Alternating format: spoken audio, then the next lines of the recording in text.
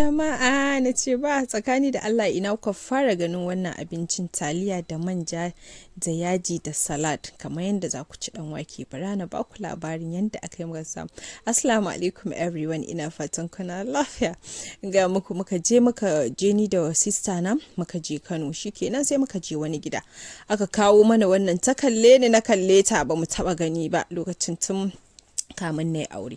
Shikenan aka dan fita ira dan ba mu guri, ta ce momi ni fa ba zan ci ba. Na ce mata aiko sai mun ci shi, da yake ita ba ta son taliya, but ni ina son taliya sosai in gaya muku. Aiko dai in gaya muku, ni dai na sa manja na sa abu na tande taliya ta gade, ina ta ce mata da daɗi, ta ɗanci ta ce aiko da daɗi. Muka dawo gida in muka ce mama mu yi, sai mama mu ta ce inna lillahi, Allah ubangiji ya raba mu da talauci, wani irin kuma taliya da manja da yaji. Ta ce ba a gidanta ba. Aiko dai maman mu dai rannin muka fakaici ido muka kai mata muka ci dan Allah umma ki dandana. Aiko ta ce wallahi ashe ku da daɗi. So ku da Allah ina kuka fara ganin wannan taliyan? Bye.